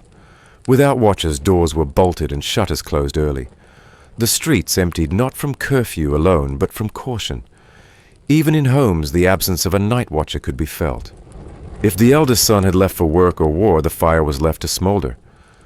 If the matriarch was sick, no one stirred the soup that needed to simmer through the night. Every household had rhythms of wakefulness, often quiet and unsung but essential. A mother staying up with a crying baby, a shepherd boy checking the flock after a noise. These people weren't called watchers, but they watched. And so you sleep vaguely aware that someone somewhere isn't. Maybe it's the old woman 3 doors down muttering through her rosary with a candle at her side. Maybe it's the watchman outside, boots crunching on gravel, singing a low tune. Maybe it's a monk in a stone chapel lighting a single taper and bowing in silence. Whoever it is, you don't see them, but their presence allows you to sleep just a little deeper, breathe a little easier, because even in a world full of uncertainty, someone is holding the darkness back. Eventually, dawn creeps in. The watcher's shift ends. The bells ring. You stir, not from danger, but because someone was there awake when you weren't watching while you dreamed. You've just drifted off again, tucked beneath your itchy blanket, warmed slightly by the fading body heat of those still asleep beside you, when suddenly a bell rings. Not the kind you ignore, not a gentle chime or distant peal, but a hard, insistent clang that echoes through stone walls and slices the darkness clean in half. If you were a monk, you wouldn't roll over and grumble. You'd rise, instantly, silently. You'd slip out of bed barefoot on a cold stone floor and shuffle toward the chapel for vigils the night office. Because in a monastery, sleep didn't belong to you. It belonged to God. Monastic life in the Middle Ages was governed by an iron rhythm of prayer work and rest, and sleep, brief, fragmented, and often uncomfortable, was a means to a spiritual end. Monks were not meant to enjoy it. They were meant to use it sparingly, accept it humbly, and leave it behind whenever the bell called them to divine service. You didn't sleep to recover. You slept just enough not to collapse. The typical Benedictine day was broken into 8 prayer sessions, or canonical hours spaced roughly across the full 24 hours. Among them was vigils, sometimes called matins, a long night office, beginning anywhere from midnight to 2 a.m., depending on the monastery. When the bell rang, you got up, not just for 10 minutes, but sometimes for hours, depending on the feast day or liturgical calendar. You'd pray chant psalms and listen to readings, all before most people were even into their second sleep. Here is your mainstream historical fact, documented clearly in both rule and record, the Rule of St. Benedict, written in the 6th century and widely adopted throughout medieval Europe, explicitly mandated the structure of the monastic day, including the night office. Chapter 8 instructs monks to rise at the 8th hour of the night, to begin vigils with additional readings and chants, extending the session depending on the time of year. Surviving timetables from Cluny Abbey, the Abbey of St. Gall, and Westminster Abbey confirm that monks were regularly awakened for nighttime prayer, often sleeping no more than 6 broken hours each night. Even in winter, when darkness stretched longer, sleep was never uninterrupted. The environment didn't make it easier. Monastic dormitories were large, communal, and cold. Privacy was non-existent, and comfort was limited to a straw mattress, a blanket, and your own body heat. Heating the dormitory was considered wasteful, and in some rules even discouraged. It was thought that embracing discomfort built discipline. Monks were expected to sleep in their habits, the long woolen robes worn during the day, and in some stricter orders, even belts and sandals remained on. You went to bed ready to rise. Now for your quirky tidbit. In certain Carthusian monasteries, especially those in colder northern regions, monks developed a technique called walking sleep. They would nap lightly in a standing or seated position between offices, rather than lying down completely. Some cells were even equipped with narrow wooden benches, or upright leaning boards, just wide enough for a moment's rest, but not comfort. This was viewed as a kind of holy self-denial, a bodily rejection of sloth, and a literal refusal to sink into temptation. In the most ascetic communities, lying down at all was considered an indulgence. Back to the experience. You're not a peasant now. You're Brother Thomas, or Brother Leofric, and you've been asleep for barely 3 hours when you hear the bell. You rise in darkness. There is no talking, only rustling robes and soft footsteps. You walk down cold corridors lit only by a single torch or lamp, and you enter the chapel. The chants begin not loud, not fast, but solemn and hypnotic. The words roll through the stone arches like breath itself. And yet even this sacred setting was not immune to very human struggles. Monks dozed during long readings. Some nodded off mid-psalm. Others blinked rapidly, trying to suppress the urge to lean sideways into slumber. There are humorous records of monks being gently nudged, or less gently elbowed by the brother beside them. At the Abbey of St. Peter in Ghent, a 14th century rulebook reminded monks that snoring in choir is unseemly, and warned against slouching on the lectern to nap during scripture. Historians still argue about how sustainable this sleep schedule really was. Some suggest that the average monk, despite the nighttime wake-up, still got sufficient rest due to naps taken during the day, especially after the mid-afternoon prayer. Others argue that chronic fatigue was a built-in part of monastic humility. By sacrificing sleep, monks were aligning themselves with the suffering of Christ, training their bodies to be obedient instruments of faith rather than comfort. Yet even among monastic communities, sleep habits varied. The Cluniac order emphasized longer and more elaborate night services, while Cistercians were stricter in their physical discipline, cutting down on comforts to an extreme. There were also seasonal adjustments. During the summer, when daylight was abundant and labor increased, monks might go to bed slightly later. In winter, the longer nights allowed for more flexible schedules. But the night office remained, always. It was the axis around which the rest of monastic time revolved. Let's return to your cold cell. The prayers have ended. You shuffle back to your bed limbs, stiff mind-fogged. There's no reward waiting, not a warm cup, not a soft pillow, just straw wool and darkness again. And yet there is a strange peace to it, a structure, a rhythm. Your life is divided not by stress or ambition, but by bells. You rise when told. You sleep when allowed. And if sleep comes in broken pieces, so be it. You are not here to be comfortable. You are here to be holy. And believe it or not, this routine affected more than just monks. Monasteries were often the spiritual centers of their communities, and the bells they rang weren't limited to stone cloisters. Nearby villages heard them too. A bell at midnight that might wake a shepherd or a baker starting his dough. The structure of monastic sleep and its interruption echoed outward-setting rhythms for people who didn't even live behind the cloister walls. There's something else worth remembering. Even the most devout monks were still human. They got cold. They got tired. They sometimes resented the bell. And now and then, even the strictest abbot would allow exceptions for sickness, old age, or unbearable cold. In one record from a 15th century Cistercian abbey in Germany, an elderly monk was permitted to skip vigils if the temperature dropped below freezing, lest he rise and never return, the record dryly notes. So sleep even here was precious, brief, interrupted, but purposeful. It wasn't just the rest between work and prayer.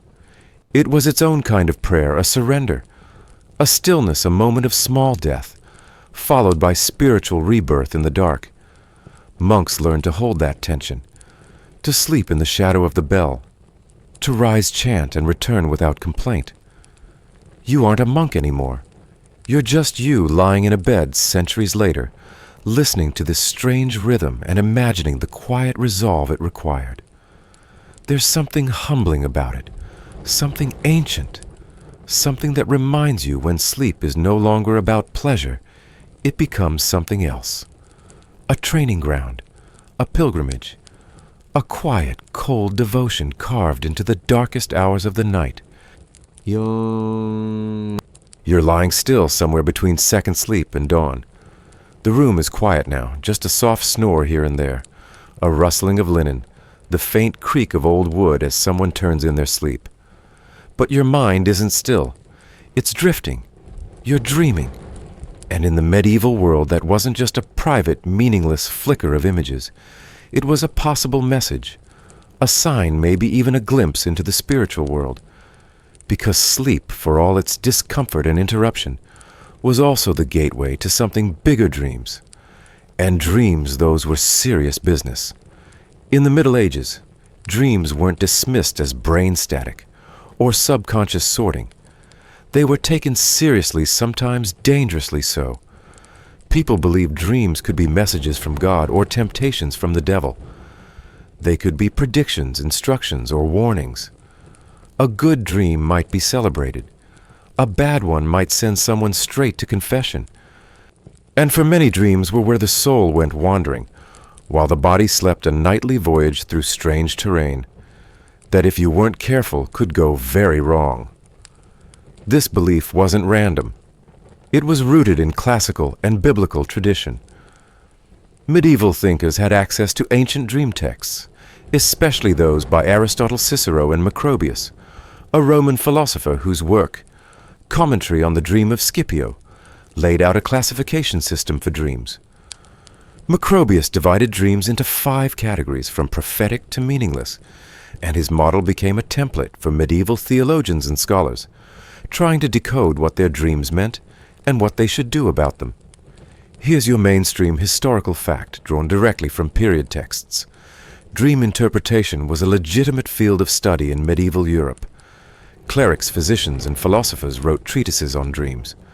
One of the most influential was the Somniale Danielis, a dream dictionary attributed to the biblical prophet Daniel. This text, widely circulated in Latin and vernacular versions, listed hundreds of dream symbols, and their meanings. For example, to dream of fish was good luck. To dream of falling meant loss. Manuscripts of the Somniale have been found across England, France, and Italy, often annotated with local interpretations. It was consulted not just by monks or priests, but by lay people hoping to understand why they dreamed of black dogs or flying geese. Dreams were also used as evidence in legal disputes, in moral confessions, and even in medicine. A patient might describe a dream to a physician as part of a diagnosis. A woman might confess a sinful dream to her priest. And if a noble dreamed of a falling tower or a bleeding tree, his court advisors might take it as an omen and change their plans. That's not fantasy, it's recorded history. The dream world and the waking world were tightly interwoven. Now for your quirky tidbit. In some regions, people believed you could catch or store dreams by sleeping with certain objects under your pillow. A sprig of yarrow was said to attract prophetic dreams. A piece of bread wrapped in cloth could ward off nightmares. In some German households, people even placed small figures, tiny carved saints or angel dolls under their pillows to guard the soul while it wandered. And if someone had a particularly vivid or terrifying dream, they might try to trap it by describing it into a cup of water and then pouring it into the earth before sunrise. Historians still argue just how widespread or deeply internalized these beliefs were. Some scholars suggest that while elites and literate clergy obsessed over dreams, the average peasant simply shrugged them off, too tired or too busy to worry about dream interpretation. But surviving folk tales, parish records, and trial testimonies suggest otherwise. People of all classes recorded their dreams in letters, discussed them in confession, or used them to explain sudden choices like changing jobs, breaking engagements, or giving alms to a stranger. And medieval literature is full of dreams. Think of the Dream of the Rood, an Old English poem, in which a man dreams of Christ speaking from the cross. Or Chaucer's Book of the Duchess, in which the narrator dreams of hunting grief and a knight in mourning. Dreams weren't just narrative devices. They were ways to explore the psyche, the soul, and divine truths. But dreams weren't always welcome. A bad dream, especially one involving death, betrayal, or sin, could trigger real fear. Some people fasted the morning after a nightmare. Others sought help from a local priest or wise woman. Certain dream figures were especially feared: black animals, headless bodies, fire drowning, and recurring dreams. Those were the most dangerous of all. They might mean your soul was being tormented, or that someone had cursed you, or that you were out of alignment with divine will. In more superstitious circles, people believed that spirits or demons could plant dreams in your head, that if you left your bed unblessed, or your window open on certain nights, something could enter not your house, but your mind. The veil between worlds thinned during sleep, and what passed through could leave marks you only understood once you woke up, gasping. So here you are dreaming. Maybe you see yourself in a field of snow with distant bells ringing, or you're walking down a corridor that seems to stretch forever, and at the end is a figure whose face you can't see. Or you're falling but not afraid. These dreams aren't just fleeting images. They're puzzles, codes, maybe divine, maybe not, but you'll remember them. You'll wake up thinking, what did that mean? And depending on who you are and where you live, you might tell someone or never speak of it again. Let's say you're a farmer in 14th century England. You dream of wolves circling your house. In the morning you tell your wife. She nods solemnly and checks the chicken coop. You both agree to burn a bit of rosemary just in case. Or maybe you're a novice monk in a French abbey. You dream of falling through ice. You confess it after morning prayer, and the abbot tells you to spend more time in contemplation. Or perhaps you're a merchant in Florence, and you dream of a coin melting in your hand. You cancel a risky deal you'd been considering just in case. Sometimes the dream itself was secondary. It was what you did with it that mattered. Did you act on it? Ignore it? Did it guide you or haunt you? In medieval thinking, dreams weren't just dreams. They were invitations to reflect, to change, to fear, or to hope. So you turn again in your sleep. The room is still. The cold presses at the edges of the blanket. Somewhere a rooster stirs. But your soul is elsewhere, still wandering. Maybe it's halfway up a hill. Maybe it's speaking to a long-dead relative. Maybe it's listening to the soft voice of a woman in blue who tells you everything will be fine. Or not. You won't know until morning. When you do wake, you might remember the dream. You might forget it. But part of you will carry it like a riddle in your chest, folded and faint. Because in the medieval world, dreams weren't nonsense. They were nighttime messages. And whether you answered them or not, they always left footprints in the dark. You stir again, stretching under the heavy wool blanket, rubbing your eyes with the back of your hand, as morning begins to spill in weak and gray through a warped wooden shutter. A rooster calls in the distance, and a draft snakes across your neck. You roll slightly, shifting your weight off a sore hip. But in doing so, you're careful. Not just because of limited space or itchy bedding, but because lying flat on your back in the Middle Ages, that wasn't just uncomfortable, it was suspicious. Yes, really. In the medieval imagination, your sleeping posture wasn't just a matter of comfort. It carried spiritual and social connotations. And lying flat, arms by your side, eyes skyward, well, that was how the dead slept. Or rather, how they were laid out. So if you chose that position for your slumber, you might have raised eyebrows. Or worries. Because in some places to sleep like a corpse was to tempt fate, or worse, to be mistaken for one. People preferred to sleep curled slightly on their side, often facing toward a wall or the fire. It was warmer, less exposed, and more human-looking. Upright sleeping, either sitting propped against a wall or supported in bed, was common for the elderly and sick, but also seen as more alive. Lying completely flat, particularly with your hands crossed, or at your sides, was uncomfortably close to burial posture. And in a time when spiritual symbolism saturated daily life, even something as mundane as how you dozed off held layered meaning. This brings us to your mainstream historical fact, supported by both textual and artistic evidence. Medieval burial rites consistently positioned the dead on their backs, hands folded across the chest or abdomen feet, pointing east toward the rising sun. These burial norms are detailed in manuals like the Manuale Sacerdotum and appear in thousands of excavated graves from England, France, and Germany. Because of this, early Christian art and monastic records reflect a cultural unease around mimicking that position in life, particularly in sleep. In fact, the Ancrene Visa, a 13th century guide for religious women in England, advises anchoresses to sleep on their right side as our Lord did upon the cross, and warns against flat-back sleeping, which was unfit for living souls, and not just for monks or nuns. The unease trickled down to lay people, particularly among the deeply religious or superstitious. Some households trained children to sleep curled up, warning them against the death pose.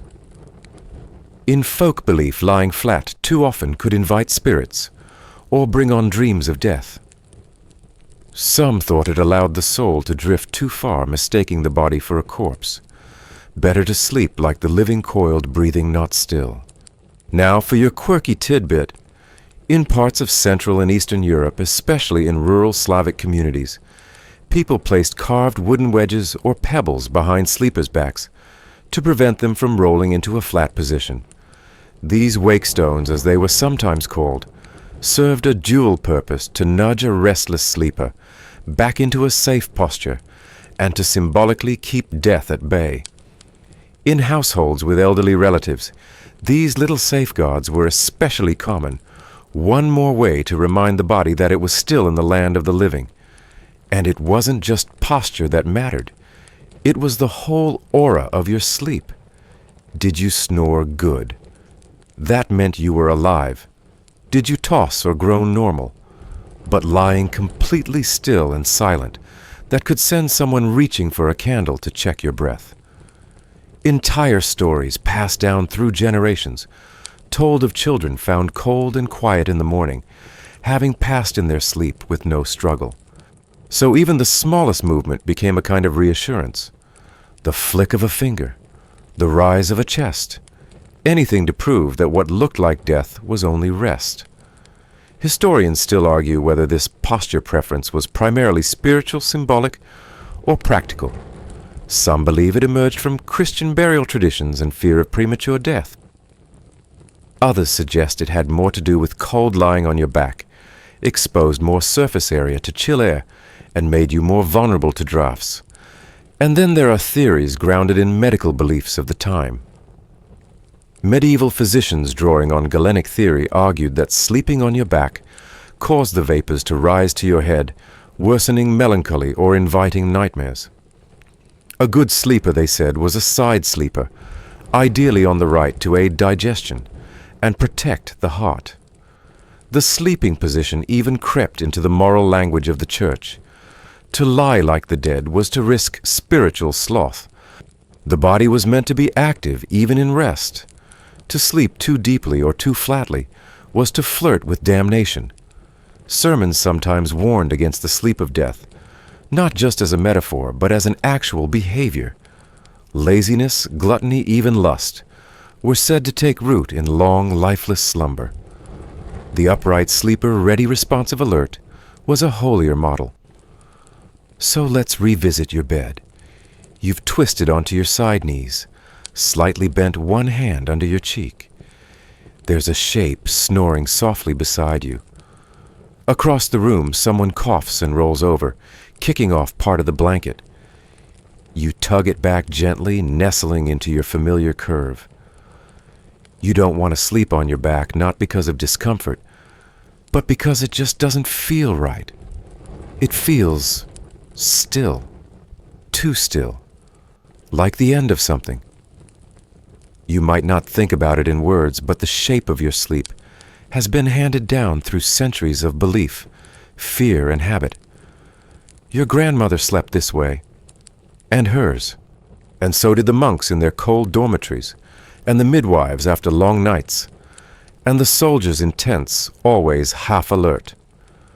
Sleep wasn't just unconsciousness. It was a posture of life, a declaration that you were still breathing, still fighting the cold, still holding on. Even now, some of those instincts linger. If you've ever startled awake while sleeping, flat heart pounding, unsure for a moment, if you're falling or floating, maybe that's a leftover echo. A flicker of the same uncertainty medieval people felt when they saw someone sleeping too still, alive or not, here or gone. So you curl tighter, shifting your weight onto your hip, your arm tucked beneath your head. The blanket rises with your breath. The fire's last embers glow faintly. Outside, dawn is stretching. But inside, your body remembers this is how you sleep. Not like the dead, but like the living, curled and warm, still safely here. The sun is rising slowly now, spilling pale light across the straw floor, and catching the ragged edges of blankets still tangled from the night. You blink yourself awake, stretch your legs, and listen. One of your bedmates snores like a cracked bellows. Another coughs loudly, then mutters something about bread. You sit up, and if you're lucky, you might even feel slightly rested. But you're also sore, stiff. Your skin itches. And as you scratch the back of your neck, you might wonder, was it any better for the nobles? If you've pictured silken sheets, feather mattresses, and velvet-curtained four-poster beds, well, you're not entirely wrong. But don't envy them too quickly. Because while the upper classes of medieval Europe slept in more ornate surroundings, those surroundings weren't always cleaner, quieter, or more comfortable. In fact, noble sleep came with its own special mix of luxury noise, status anxiety, and yes, fleas. Let's start with the architecture. A medieval lord or lady didn't sleep in a cramped straw hut with a goat at their feet. They had a chamber often connected to the main hall by a set of stairs, or a gallery complete with furniture, a personal hearth, and sometimes glazed windows. Their beds were higher off the ground, made of carved wood or iron, and layered with multiple mattresses, straw or wool on the bottom, feathers on top. They had bed frames sometimes with ropes, crisscrossed beneath, that needed tightening sleep. Tight anyone, and heavy blankets usually made of fur wool or imported fabrics like damask or brocade. The bed itself was often surrounded by curtains, a feature that served more than just aesthetic purposes. These thick draperies trapped warmth during long winters and offered a modicum of privacy, especially valuable when your attendants or guards slept in the same room. Curtains were drawn shut at night and tied back in the day, transforming the bed into a kind of private chamber within the room. This cocoon effect helped the upper classes feel separate, even when they weren't. Now here's your mainstream historical fact, drawn directly from surviving inventories, manorial records, and household accounts. Elite households in late medieval England and France maintained detailed logs of bedding materials.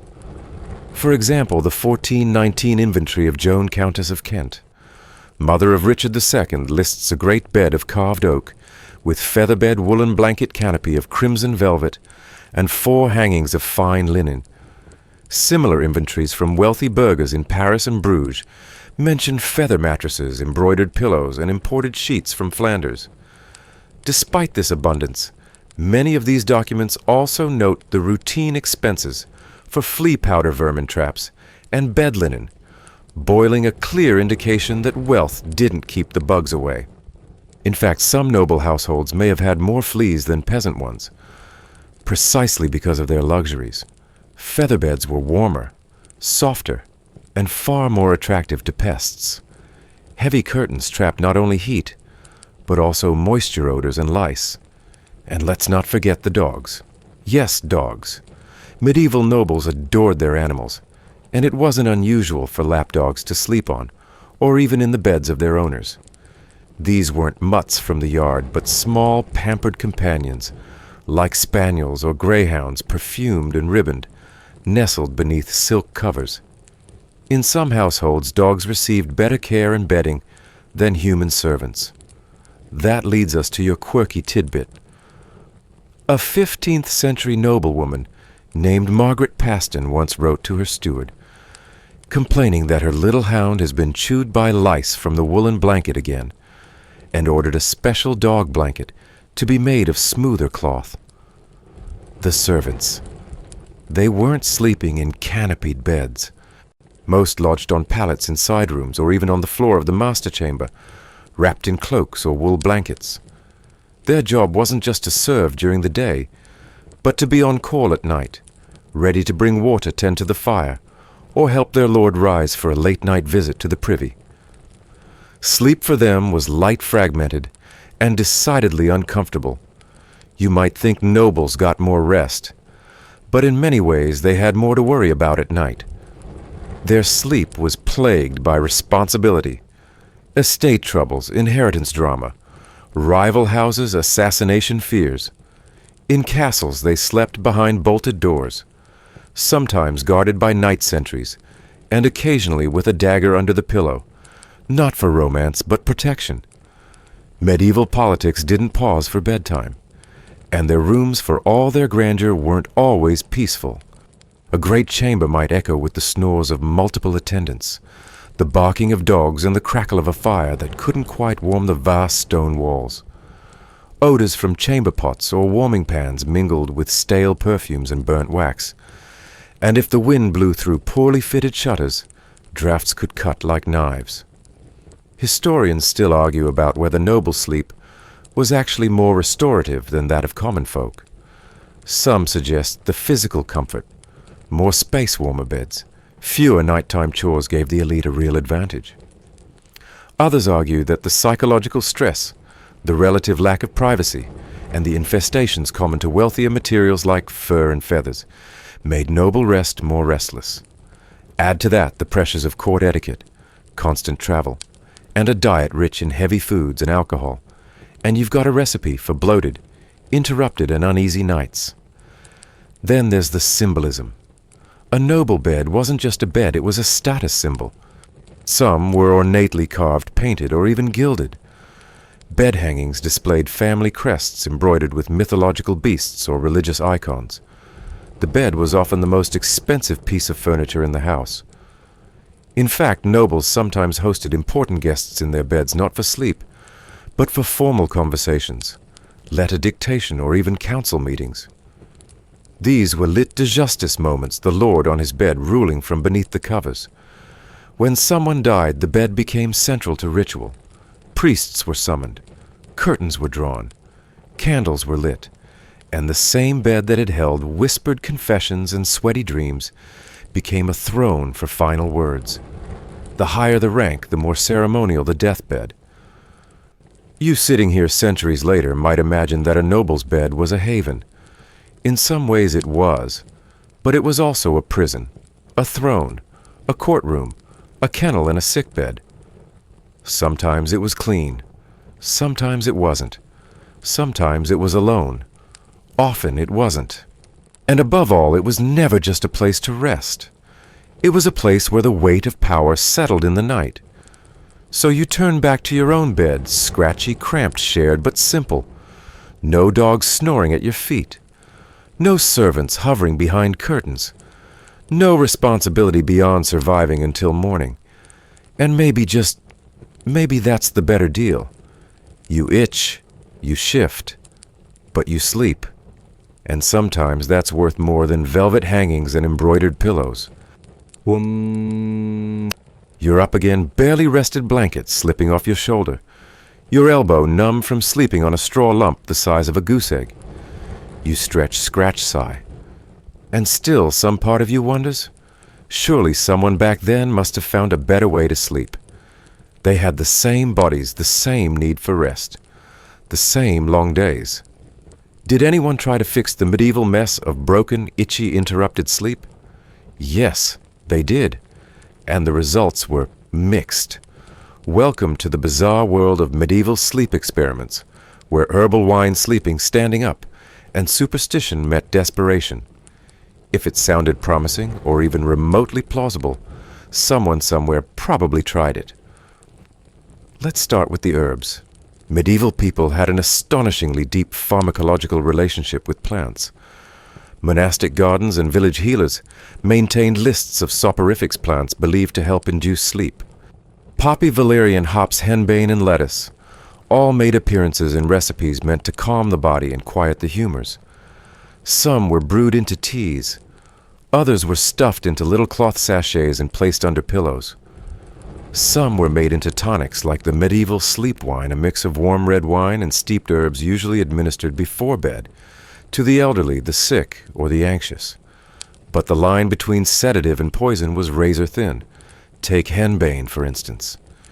Used in small amounts, it was a calming herb. Used in larger doses, it caused hallucinations, seizures, or death.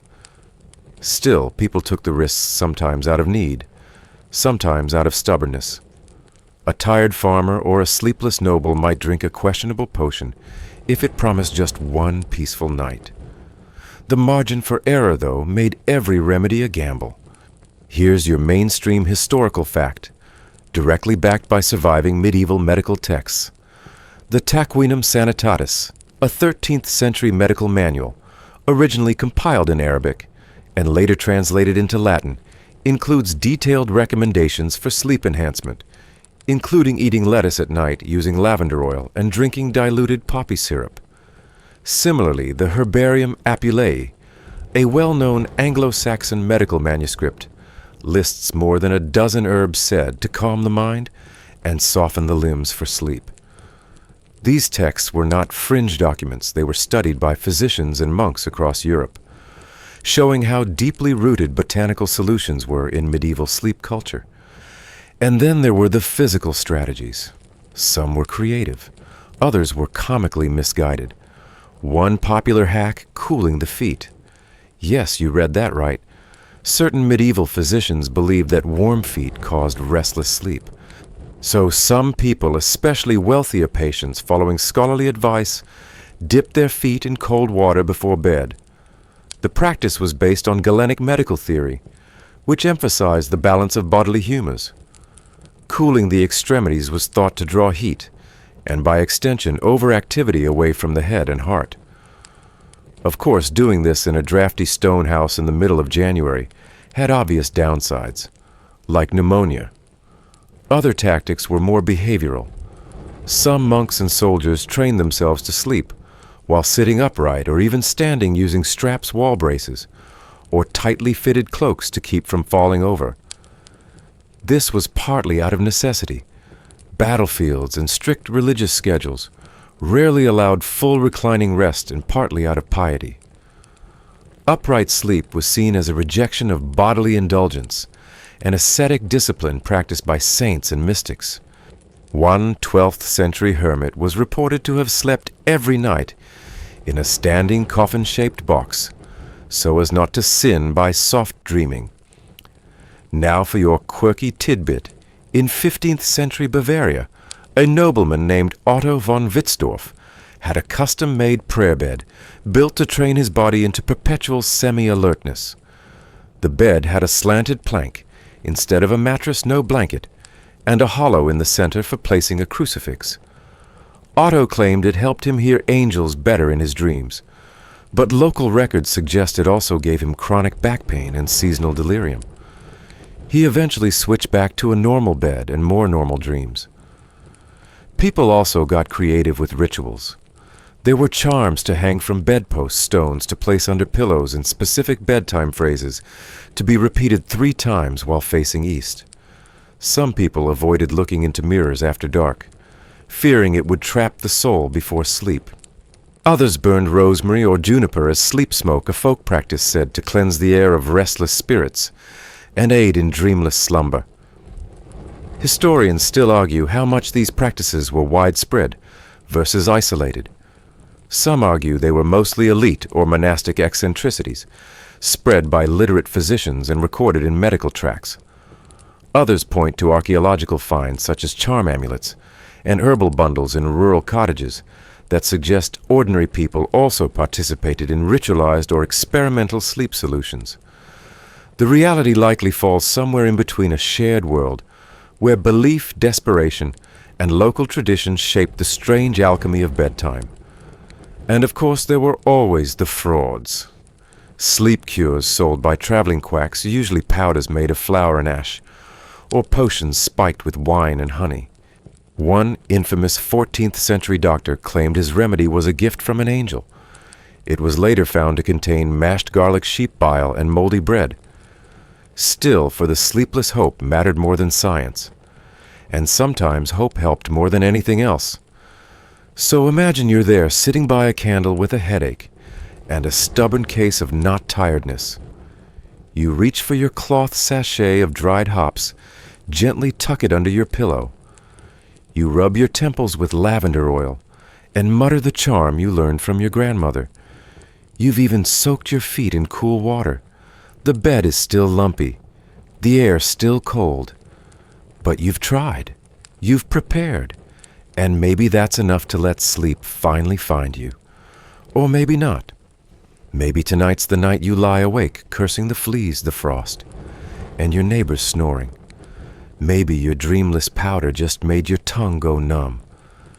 Maybe you get 2 hours of sleep tops, but you'll try again tomorrow.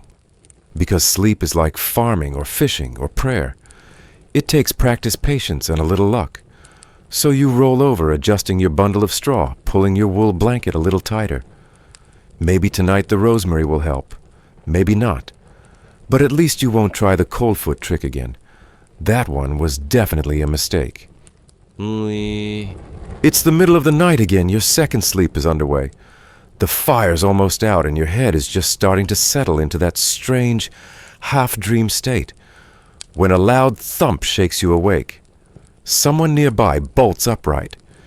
You groggily turn your head, and for a terrifying moment you can't tell if it was inside or outside. In a medieval home, there isn't much of a boundary. It could be a falling log, a shifting goat, or something else. And the unsettling truth about sleeping in the Middle Ages was this: even the simple act of resting carried its own hidden risks. Because while sleep was supposed to be peaceful in reality, it was full of dangers, some explainable, some not. Medieval life teetered between religion and folklore, the known and the inexplicable. And sleep, when you were unconscious, vulnerable, spiritually unguarded, was a hot spot for both. Sure, there were the obvious dangers: a fire spreading from a hearth, a thief slipping in under cover of darkness, a sudden fever that claimed a child by morning. But there were also less tangible fears: sleepwalkers climbing out of windows, demons visiting in dreams, nightmares so vivid they were considered omens. The night was not just dark, it was active. And few things were more unsettling than waking up to find out something had happened while you slept, and you never even knew. Let's start with the very real issue of sleepwalking. While today we understand it as a parasomnia, a disorder of partial arousal from deep sleep, medieval people had no such framework. A person who rose in the night and wandered out into a field or stood muttering on the rooftop was viewed with both fear and fascination. Some believed the soul had become detached and was leading the body like a ghost. Others suspected possession or enchantment. It was rare but memorable and dangerous. There are court records from Italy and the Low Countries where individuals died after sleepwalking off balconies, rooftops, or into rivers. And in some communities, families responded by barring bedroom windows or tying sleepers to their beds, not out of cruelty, but out of sheer terror that sleep itself might lead to death. Now here's your mainstream historical fact, well documented in legal and religious sources. In the 14th century legal records from the town of Ghent, Flanders, one case documents the death of a servant girl who fell from an upper-story loft in her sleep. The inquest describes witnesses claiming she walked without light, with no knowledge of her limbs. A priest later declared she had been afflicted by a wandering spirit, and her family was advised to hang blessed herbs and recite prayers nightly. Similarly, in southern France, a Benedictine abbey included in its rule a clause instructing novices to secure windows in dormitories, lest a brother rise in sleep and bring himself to harm. These records show that sleepwalking wasn't just recognized, it was feared and treated as a real recurring hazard. And that wasn't the only nighttime danger. Nightmares were taken seriously too, not as random byproducts of dinner or stress, but as spiritual experiences. The word nightmare comes from the Old English mare, a malicious spirit or demon, said to sit on a person's chest while they slept, paralyzing them and filling their dreams with horror. Many people described waking unable to move or speak, their breathing shallow with a crushing weight on their chest. Today we'd call that sleep paralysis. But back then it was an attack. To protect themselves, medieval sleepers used amulets, prayers, and sometimes bizarre household rituals. Iron was a common protective material. People hung scissors near the bed blades open, or placed iron nails under pillows. Some sprinkled salt around their bed, or laid a broom across the threshold to trip incoming spirits. There were also vocal charms, rhymed phrases whispered just before sleep to ward off bad dreams. One 13th century charm from England reads, "Matthew, Mark, Luke, and John bless this bed that I lie on. 4 corners to my bed, 4 angels at its head." Now for your quirky tidbit, in some parts of Eastern Europe, families would leave a bowl of water beside a sleeping child's bed to trap bad dreams. The idea was that the dream spirit would be lured into the water and unable to return to the dreamer. If the child woke up distressed, the bowl would be quietly taken outside and emptied away from the house. If they slept peacefully, the water was considered blessed and used to anoint the child's forehead. This folk practice lingered well into the early modern period and was sometimes combined with herbal washes or whispered blessings. Historians still argue whether these sleep-related fears were symbolic, a way to express larger anxieties about illness, death, or divine judgment, or whether they reflect genuine neurological phenomena, being interpreted through cultural lenses. Sleep paralysis, night terrors, hallucinations all existed in the Middle Ages, and without modern science they had to be explained somehow. But even skeptics agree the consistency and frequency of these accounts suggest that people were deeply, viscerally affected by their nighttime experiences, and often built their lives around guarding against them. Fire, too, was a constant threat. With open hearths in the center of most homes, beds dangerously close to embers, and flammable straw mattresses, a single spark could turn sleep into disaster. Many households developed nighttime routines to check the fire-dousing flames, banking coals or covering embers with ash to reduce risk. Yet fires still happened. Town ordinances in London, Paris and Florence all include strict rules about nighttime fires, and fines were levied for failing to extinguish household flames after dark. Other dangers were more mundane but no less real. Rodents crawling across faces, insects burrowing into ears. Even theft in cramped urban dwellings was a threat, especially when travelers or strangers shared space. And while it's easy to think of these fears as primitive, many of them survive in modern form. How many of us check that the doors are locked before bed? Or worry vaguely about hearing a noise in the night? The medieval world simply had fewer ways to manage those fears, so people turned to charms, prayers, and tightly woven habits to make the night feel less dangerous. Sleep, for all its necessity, was a fragile thing.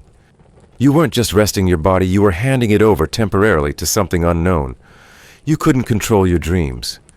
You couldn't stop a fire or a wandering spirit or a creeping illness. But you could prepare.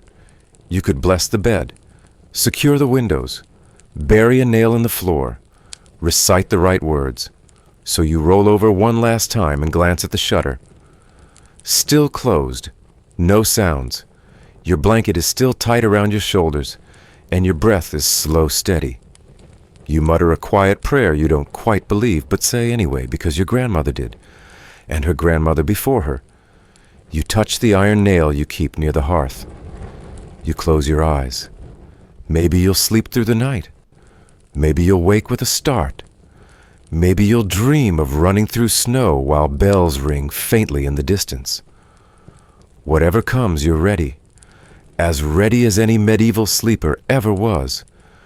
Because in this world, even rest had teeth. Dum. The rooster has crowed 3 times. A sliver of pale light slices across the floor. You stir for the last time, rubbing your eyes against the gritty corners of sleep and letting the chill seep into your bones. Another medieval night is ending not with fanfare, but with aching joints, stiff limbs, and a mind already preparing for labor. You sit up slowly, feet landing on the packed dirt floor, and take a moment to exhale. There are no pillows to fluff, no thermostat to adjust, no tap to fill a glass of water.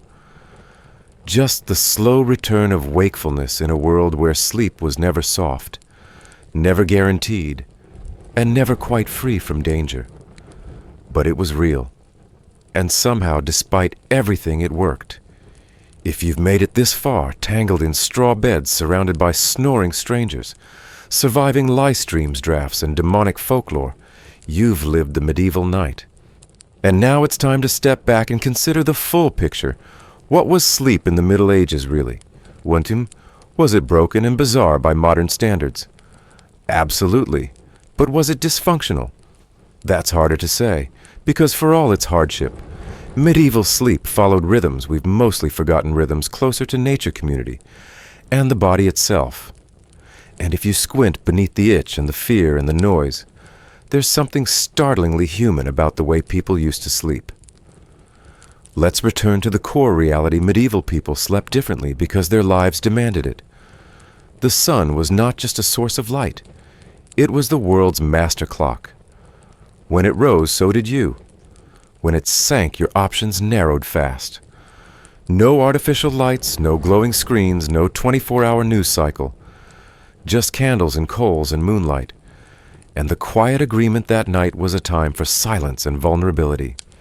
Most people went to bed soon after dark, not because they were well adjusted, but because they had no reason to stay up. And that meant more hours in bed, more room for biphasic sleep, and more space for the kind of midnight pause we've forgotten how to allow. You might think that sounds primitive, maybe even inconvenient, but modern sleep researchers don't necessarily agree. In fact, one of the most fascinating discoveries of recent decades came not from a lab, but from a pattern hidden in centuries of letters, diaries and folktales, the idea of segmented sleep.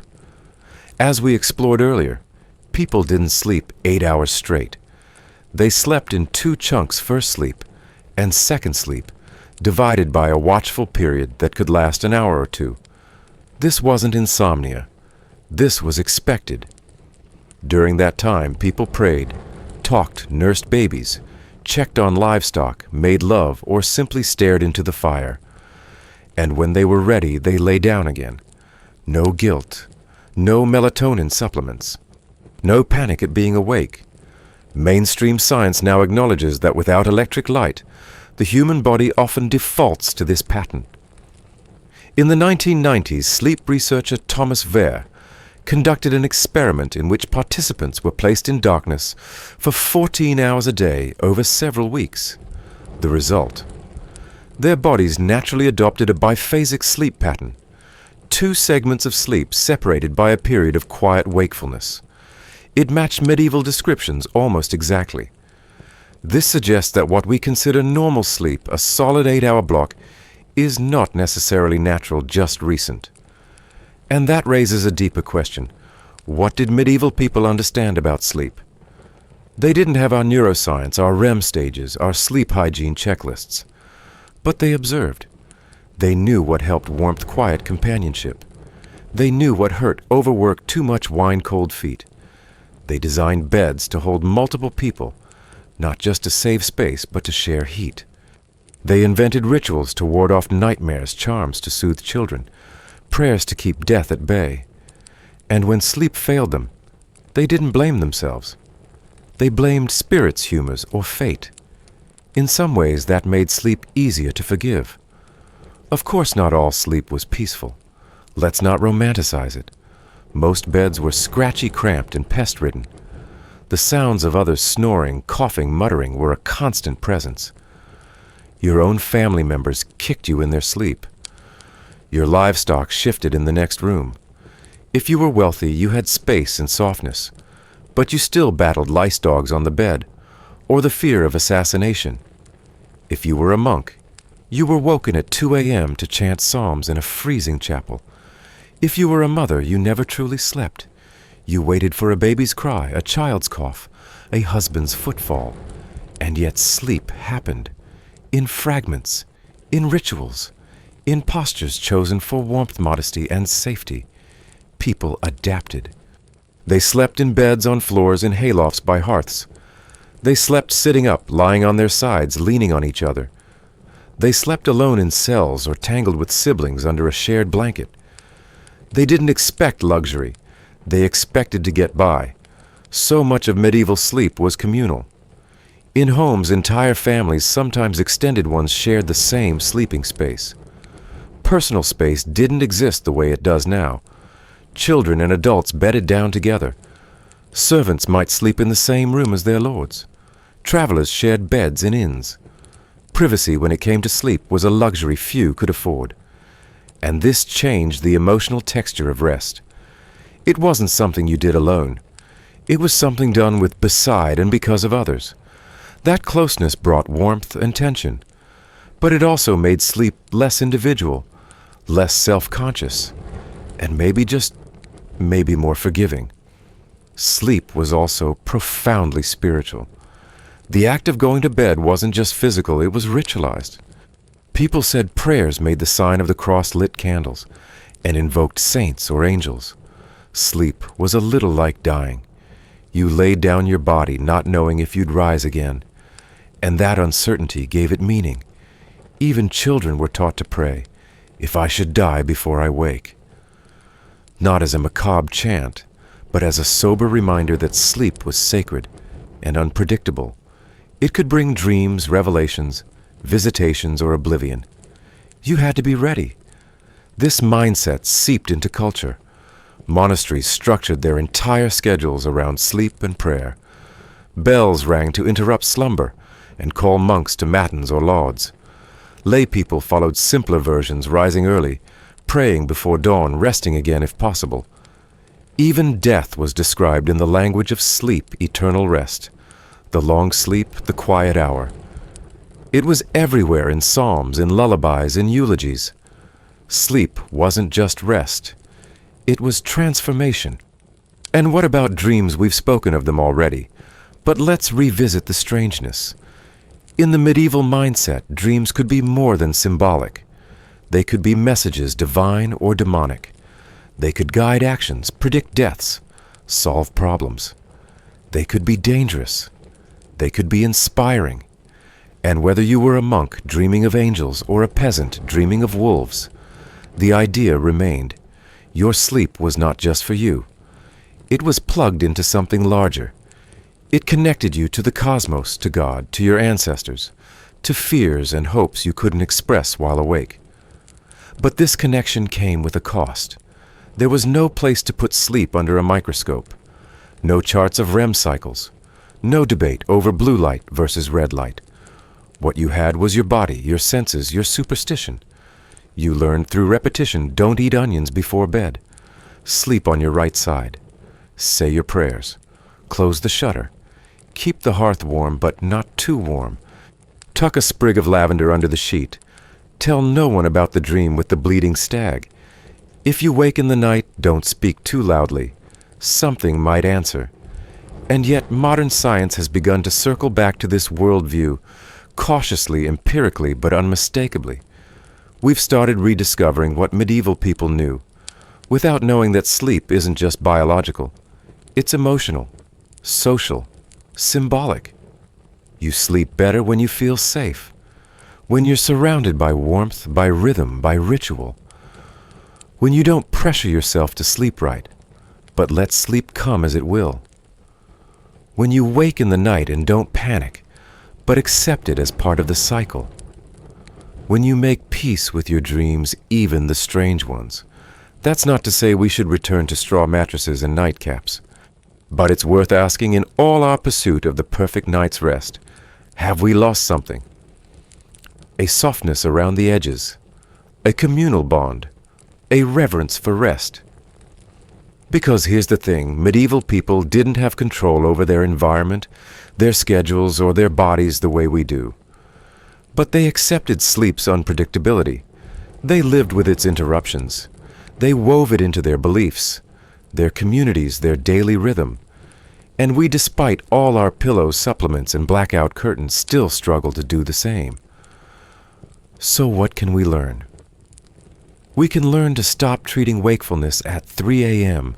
as failure, to see it instead as a pause, a breath, a chance to be with ourselves. We can learn to ritualize sleep again, not with candles and incantations perhaps, but with habits that ground us. A quiet room, a soft voice, a letting go.